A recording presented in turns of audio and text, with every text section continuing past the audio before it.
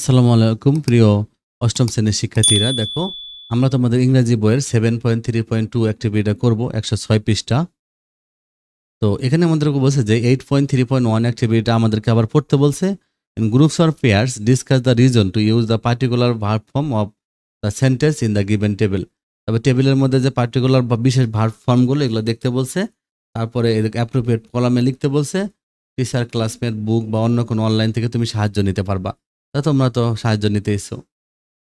দেখো সেন্টেন্স দেখো কিভাবে, যে all the members of the club have been collecting this item for about a month. এটা verb form of verb কি, have been collecting. এই যে have been collecting.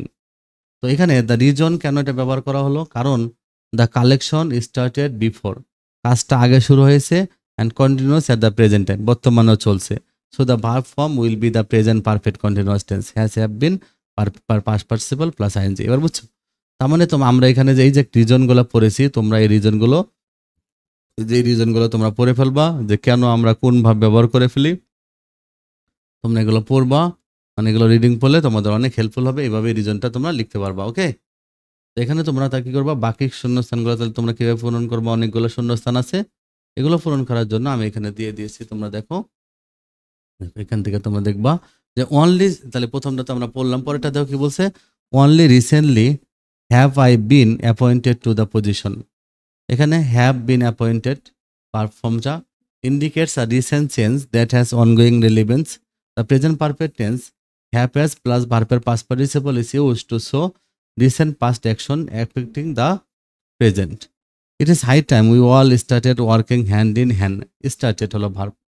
So it is high time is followed by the past subjunctive verb from the verb traditionally used to express urgent necessity or a new for tense in the present.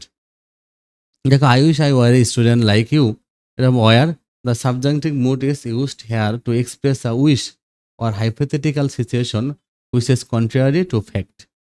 তারপর দেখো, Shauli can not help approaching her. Approaching হলো verb form. The phrase can not help is followed by the gerund ING which is use to express an uncontrollable action or behaviour. Shauli is wandering around the world, around the school campus is wandering a verb. The present continuous tense am is or verb ing is used here to describe ongoing action or activities currently taking place. I wish I were a student like you. The where the subjunctive mood is used here to express a wish or hypothetical situation which is contrary to fact. Shauli cannot help approaching her. এখানে approaching, the phrase cannot help is followed by the জিরান। তাহলে Shaoli is wandering around the school campus, এটা তোমরা জানো, Shaoli is wandering.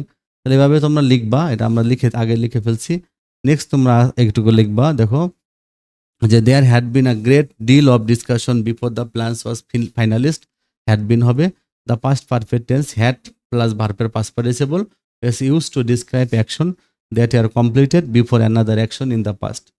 There are many booths set up by the students and teachers from all sections that are set up.